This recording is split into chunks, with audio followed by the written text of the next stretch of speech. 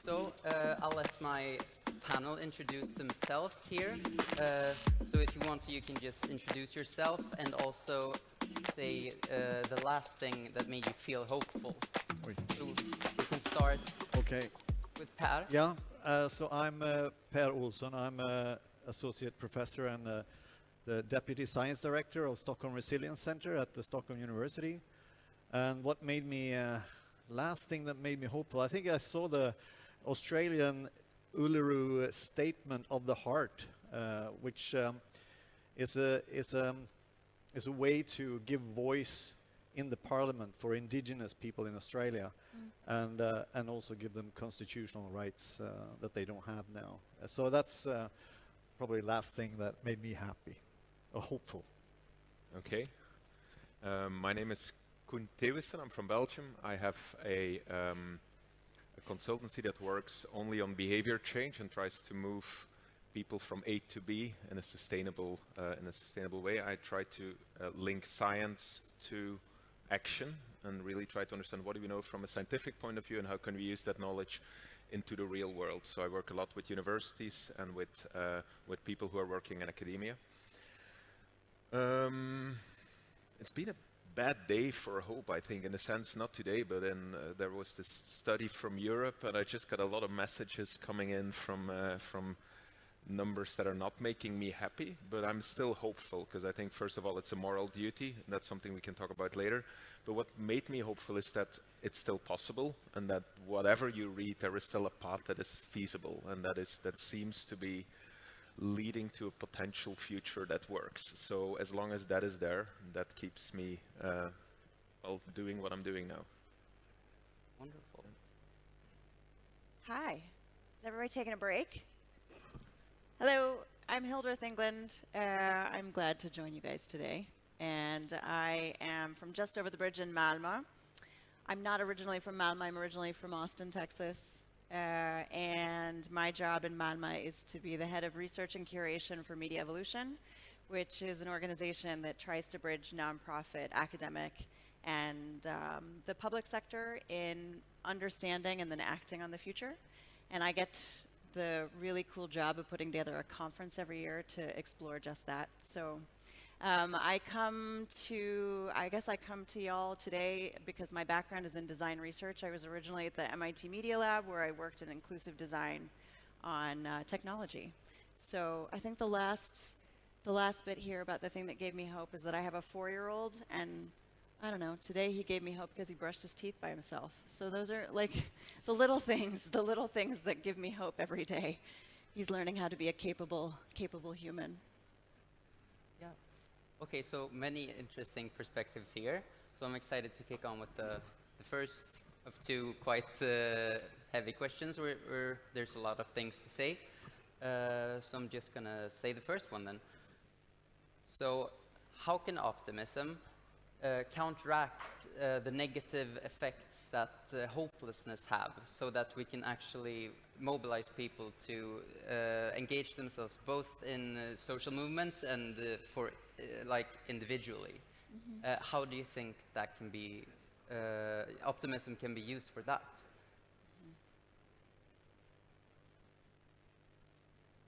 Gents? Want to start? Oh, you want to start? I think, yep. Go for it. Okay, I'll just, this is an opinion, not more than that, but I think there is, we often think that there is this one thing, and that is fear and negativity, and then there is the other thing, and that is hope. And when you look at, especially at individual behavior change, you see that that fear and that negativity, and often a crisis situation, can be something really good. And that is often the start for real behavior change. So for me, it's not opposing hope. It is something that is needed. But if you have that part, if you have a crisis, if you have negativity, if you have a feeling of fear, and there is a lot of people who have that nowadays, then you need hope in order to go to action. So hope is something, if I'm hopeful for something, maybe to answer your first question, it's that there is still hope, that people still have a feeling that it's possible. And as long as you have that feeling, then you can move to the next step, and that is agency and action. And I think if there is one thing I'd like to discuss today is that you need to move from hope to action. As long as you stay within hope and you use hope as a strategy, that is a very bad place to be, because then you're just talking about hope and hope and hope, and we should be hopeful or not, but the movement should actually go to that third part, and that is we need to start talking about, so what is it exactly that we expect people to do? Because today people are looking at something, they're afraid, in the middle they're still hopeful, so we're in a good place, but then they're looking at society, at other people, and they're thinking, what should I be doing? And that is where today there is a massive gap, I think, because we're not really answering that question. So that is just a personal point of view there. I think you're talking too about being critically optimistic, right? Like this question of optimism being the tool to use to counteract hopelessness. I think what we're really talking about is being responsible with our hopefulness, and remaining critically optimistic, knowing that you can see that the glass is half full or half empty, but at the end of the day, you know that it's the human holding the glass, right? Like we all still hold the glass, and we can decide whether we're going to tip some out and whether we're going to fill it up. It's up to us. So there's an abdication of responsibility that comes with hopelessness, and I think being optimistic, critically so, is a way to acknowledge that you have responsibility for contributing to the hope, contributing to the action, doing things that can push us forward. The critical part, I think, is really important. Yeah, so sort of like believing in the crazy ideas or the wonderful things you imagine yourself to be doing, like, and actually doing something to make those real afterwards. Yeah. That is the sort of optimism, perhaps. Yeah, I mean, the That we might imagination think. is part of it too. Yeah. Yeah. So do you have any comments on that? Yeah, well, I think then it comes into sort of the how do we lead by hope, and I think that there are different roles that we can play, and because it's one thing is to try to spread hope, like you should be optimistic or you should have hope, but it's really like the process of setting up spaces where hope can grow and emerge. And so, but you need to be a hopeful person or maybe an optimistic person to set up these spaces. So so that's why I think this has an important role. What we're doing here is that people that are brave and set up this space and are hopeful, that and saying like, if we bring these people together, things will happen. And I think they have done it in a way that create a platform for people that might not be hopeful, might start to feel some hope. And some people say that hope is contagious, so we need these spaces. I think it's George Bernard Shaw who says that the optimists are the people who invented the airplane, the pessimists are the people who invented the parachute. We need both of those things, you know. It's neither like this. It doesn't have to be binary. I think being an optimist doesn't necessarily mean that there can't also be folks in the room who can be slightly pessimistic, right, and give us ways to be proactive or active in heading towards a more hopeful future. Yeah, I think there's a superficial way of approaching hope, that it can be quite irritating.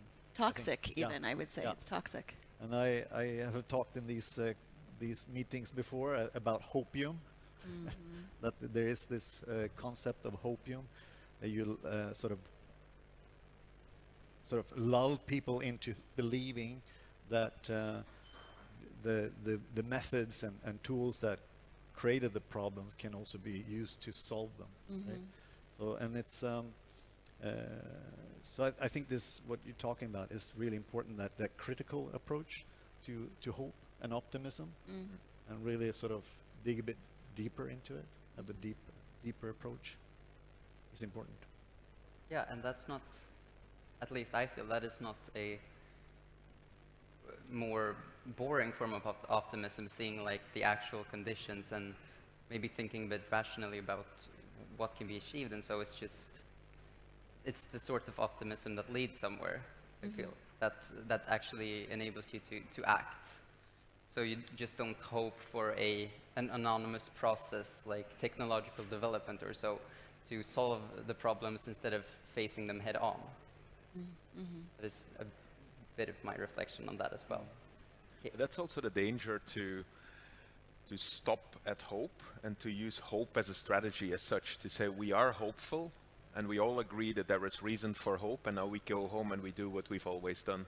And what I'm working on now, what I'm trying to understand is how is it possible that people say they are afraid and people say that they know there is a problem. So those numbers in Europe are at 85%. So if you ask 100 Europeans and you ask them, do you feel there is a problem, about 80 to 85%, whatever way you ask the question, will say, this is keeping me up at night, up to I'm really worried for me and my children. So that is not a problem. We have the percentages that we need there.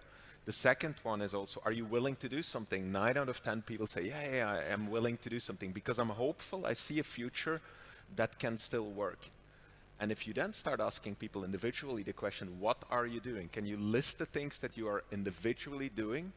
They often say, I'm sorting my waste and I use my plastic bag to go. Those are the two things. That's the only thing that reaches 50%.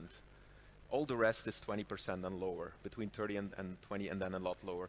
So we have an action problem. All the rest is covered and we have a time gap where there is still the hope to start doing things. And if you then look at the IPCC report, it's for the first time that they mention that individual behavior change will make the difference. Between 40 and 70% of everything that's in there that needs to be done will come down to individual behavior.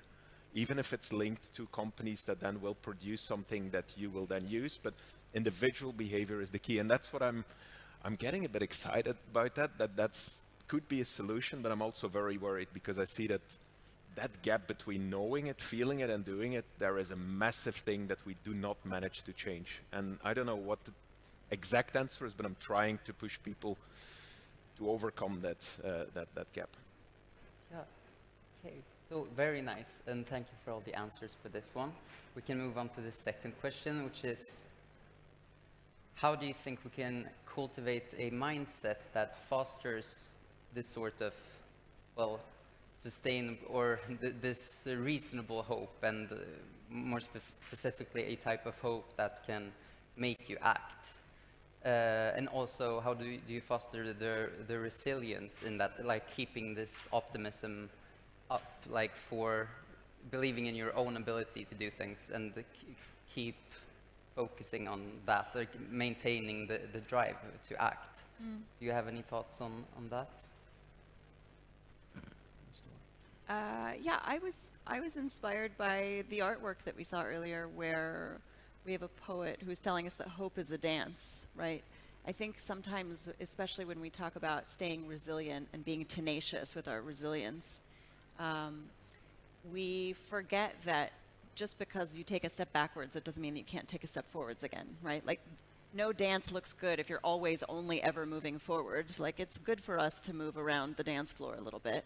We learn that way. It takes tension and friction to help us learn. So I think it's important to remind ourselves of that. That's one way to stay resilient, is to just remember that you've got to like stick with it.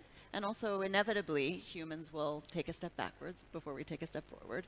We'll go to the side. To not lose hope when that happens, I think that's part of staying resilient. And I think it takes practice. This is the other thing. I think it's Jeff Mulgan who talks about this crisis of a social imagination that we have. Being imaginative and being creative takes practice, and it takes muscles. You have to build those muscles. So I think one of the things about staying resilient is also acknowledging that you have to practice, you have to build those muscles. You have to dig into your creativity. You have to go out and play as much as coming back and doing the hard work, right? Like acting, absolutely, but acknowledging that humans are also playful creatures. Like, we're feeling creatures that think, we're not thinking creatures that feel. And those feelings are important. And I think to get us on the other side of hope is to really acknowledge those feelings, practice using our muscles and imagining better, and work with people, keep people around us who are creative, invest in creativity so that we can all benefit. I think that's important. Yeah, I can follow up on that because I also think that it's important then to find the arenas where you can continue to work and do all that dancing and so on. But I think that in Sweden we have a political situation now where a lot of the environmental issues have sort of stagnated, or working on them has stagnated, and I can feel very hopeless for that. But when I critique that and say that when I speak, and I say that political level have failed in addressing the environmental issues. Both blocks, both the left and the right, have failed, I would say. Even the parties that have the environmental issues high on the agenda, the political system have just completely failed on addressing this as one of the most important issues that we have. So then, when I say that, and I have some old politicians that are no politicians anymore, they say that, oh, that's true for the national level. But at the EU level, there you have a better leadership.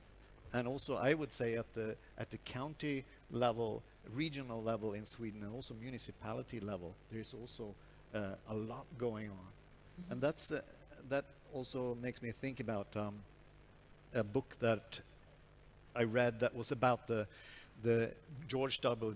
Bush coming to the power in the US, and how the climate issue died federally.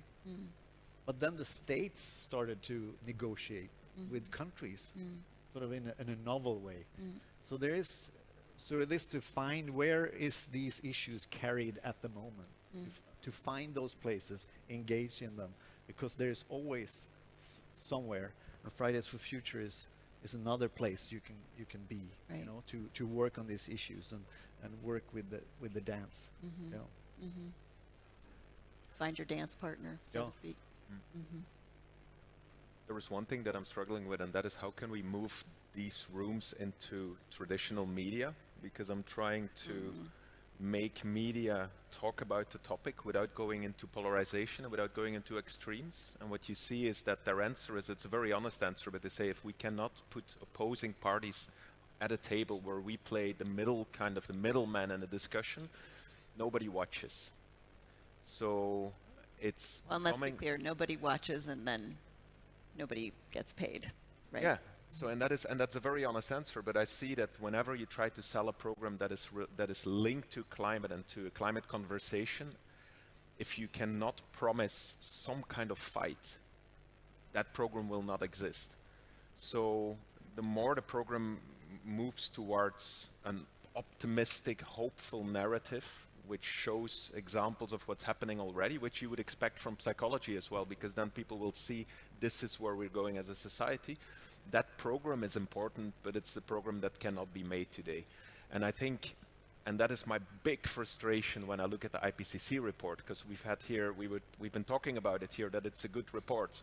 I read the report and I really was almost screaming at the report, like, is this the way we're going to convince people that there is a problem? Is this the language that we're going to use? And I was looking for, is there a layer on top of the report that goes towards people? Is there a layer, is there a program made? Is there something made that explains what's happening here in a very simple way that we can all understand and that will motivate us to maybe do something? And there is nothing. So we are still having a conversation on a very, very intellectual level, hoping, and that is then hope in the negative sense, that it will reach the people that need to be reached. But today, I think that is a massive problem that we're having. Media is not helping, so we will have to do that. We'll have to tell us a simpler story. But I think it's interesting when there's media platforms, there's folks who subvert that sort of false power of the media telling the story by using alternative platforms. That's what TikTok is for, right? Like that's where you get different voices from different parts of the world who can provide an alternative narrative. We don't have to depend on traditional institutions which are crumbling in front of our eyes. It's one of the reasons why, politics is what it is.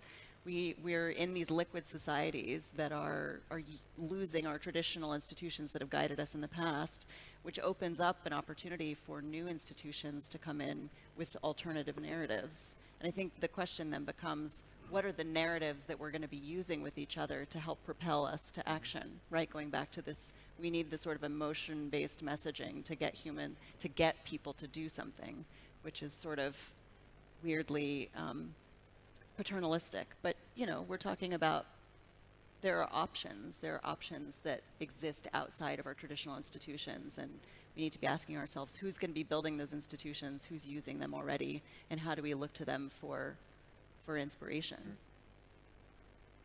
Yeah, optimism is for me like seeing the broad range of possibilities that that humans can design, like for political systems, for economies, for anything. Just like not imagining, or the width of imagination things can spring up everywhere, but then we need this hopeful, or perhaps not. We need this narrative which makes it desirable, at least, to change. Yeah, that's part of this, like being ambidextrous, right? Like we have to be able to imagine better, and this is why there's a crisis where we actually can't imagine things that are better for ourselves more than just 5 or 10 years in the future, and it turns out we're actually getting worse at it. And I think that's partly a product of having society being dictated to us essentially by certain institutions that are no longer valid, really, for where we are right now. We need new institutions. Absolutely. And I think that it's interesting with the polarization, because it's increased polarization right now, especially political polarization, in a critical time when we have to achieve large-scale transformations like we haven't done before. Yeah. Even though we have done great transformations before, but this is it's a novel situation that it requires novel ways of doing things. And I think we try to use sort of the traditional ways of, like the political debate. Right. It's like, yeah, we might have to wait 200 years then if we look at our studies of other transformational change, where you have public debate about big government or no government. Yeah. Gone on since the 1700s and still going on, and it was Hayek and Keynes in the middle, and so I think that we often turn to these methods like, yes, let's have a public debate, but what would that do? It's usually now just sort of, there's this polarization.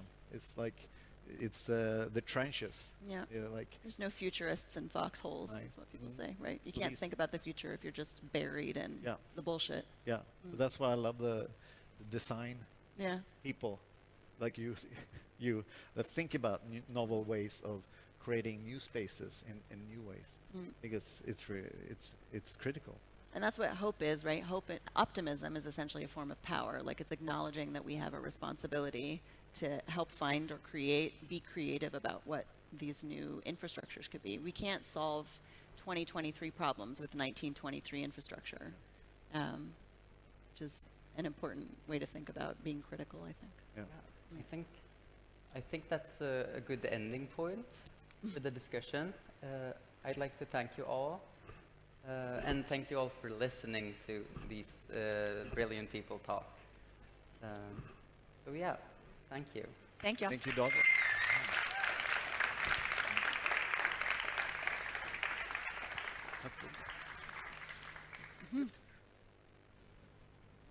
Thank you so much.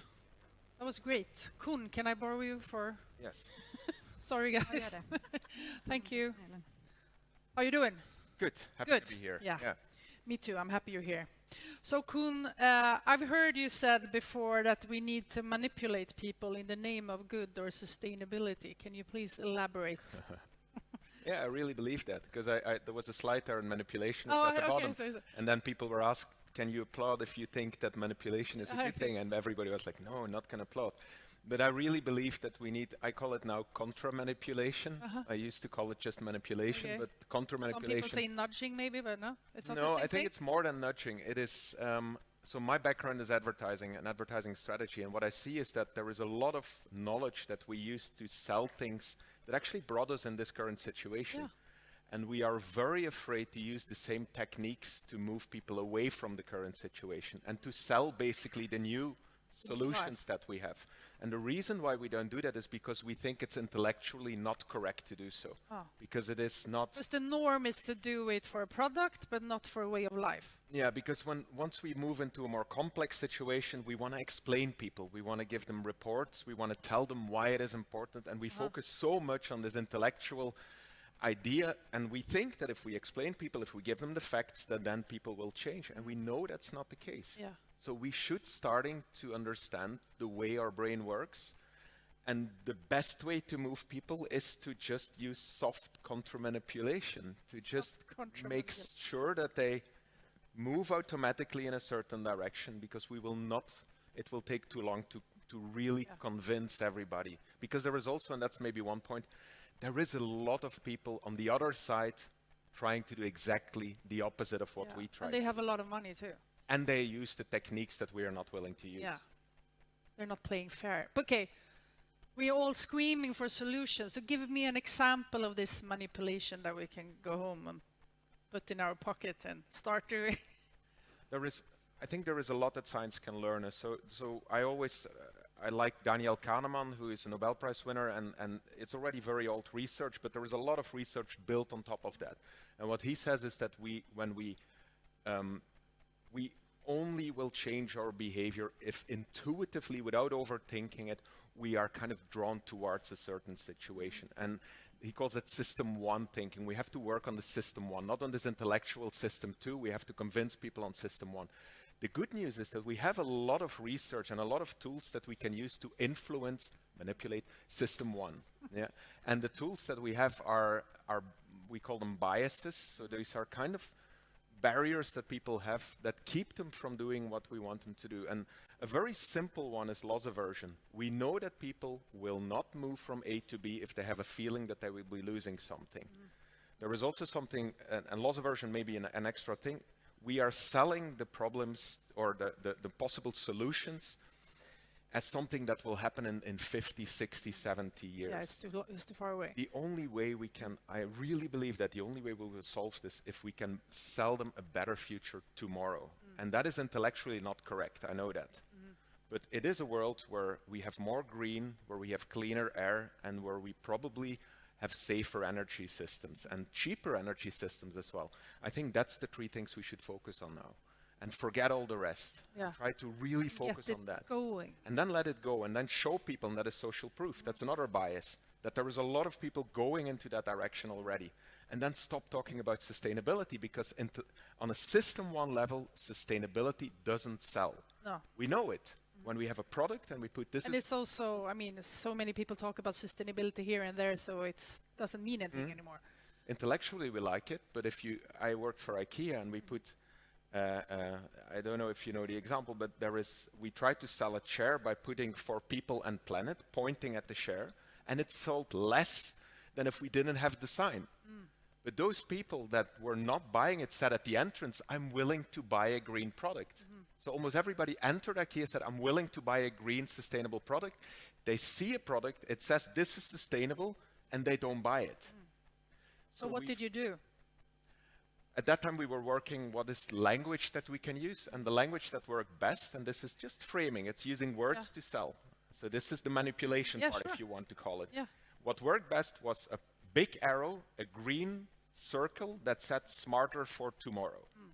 So the word smart and tomorrow worked best to sell the chair. Yeah, because you want to be smart, and you want to have it tomorrow. And that means that I'm a smart person, and it's not for the next, it's not selling something or paying more to save somebody somewhere far. It's better for me. And it's for tomorrow, not for 60 years. So we have the knowledge, and it is very interesting to work with big companies because they can test things very quickly. And that knowledge we now have to use to work maybe in other fields. And are they willing to share it? Yeah, what I see is that not only to sell products, because buying more stuff is not going to take us where we want to go to. Yeah, I'm now working with a conglomerate of I'm from Belgium, so I'm working with 50 companies in Belgium that are trying to move the plant-based revolution. And we're looking at what are the words that sell. Okay. and they're willing to share that knowledge. What we saw was if you put vegan on a product, people run away as fast as they can. So vegan doesn't sell in Belgium. Vegetarian doesn't sell. Yeah. The best thing that sells is And plant-based. those guys you have already, right? So you need you need to get the other group. You don't have to sell vegan to Vegans, veganists. no. Actually, my campaign is against veganism. Well, Okay. I mean, it's So and let us hear. Yeah. You see, I what wanna- works is what works in Belgium, and I don't know the translation in other languages. Yeah, but, plant-based works in the field of vegan, vegetarian. Plant-based works best. Natural is a winner. Natural. Yeah. If you place bio on it, a small group I of was people equal. will still run away. So there is, and it's country related and it's also time related. So what we see is that some people are now not afraid of vegan anymore that were afraid of it 5 years ago. So it's slowly moving into a new narrative, but it's still a very bad word to use. So if you want to sell the plant-based revolution, stop talking about vegans and don't show vegans. The first thing that we are doing is we have campaigns now that start with, we all like meat, don't we? That's the first sentence of the vegan campaign. And a lot of people go, yeah, that's true, I like meat. Okay, let's talk. Yeah. Because we have something you have to try. Because it's like meat. Yeah. A lot of people who are in the vegan camp will say, but don't talk about it, you're trying to sell meat. Yeah, but you have to No, find and- people where they are, right? Yeah, and so- then and- like And but you feel already there is this resistance to sell and to have a result using techniques that are intellectually maybe not 100% soundproof, but they work. they work. So this is an invitation Yeah, but for it's nice. to just dare to use something and then have a fight maybe with the outliers in the group because they're super important. They move a society, but they're not helping to scale. And that is basically the point that I'm making. That's a really good point. I heard a good thing. It was like, instead of, it's that we would sell add-ons. So instead of, like you said, veganism or vegetarians, you talk about meat, but you add the vegetarian, I mean, like eat, like you can be a meat eater, but add a day in a week with eating plant-based or natural. So instead of saying you should do this instead, it's just adding another perspective, and that's going to get the mind more open. Okay, this is another conversation. Sorry, guys. No, but I'm happy to talk because we developed a narrative that if we put it in the shops works best. We know what are the 5 steps that you have to take in order to make a meat eater pick up some kind of thing that is vegan probably. So that is there are strategies that you can use. It's cool. I love it. So I also know that you have like a book list with tips for when you give talks and stuff. Where can where can the audience find you and those tips? Okay, I have a list of books that I'm really intrigued by. I can, does anybody have my name or is there? Oh, cool. It's probably Koen Thewissen. Yeah, it's in the program. It's in the program. I'm happy We're fine. to You send stay here for a while. I'm you here stay for a during the while. day, so you know he's an interesting guy. Talk to him. Yeah, happy to talk, and otherwise just send me a text on LinkedIn, and I'll send you the book list. There is a lot about behavior change and about effective communication changes as well. Perfect. Good. Thank you so much. Koen Thewissen, everyone.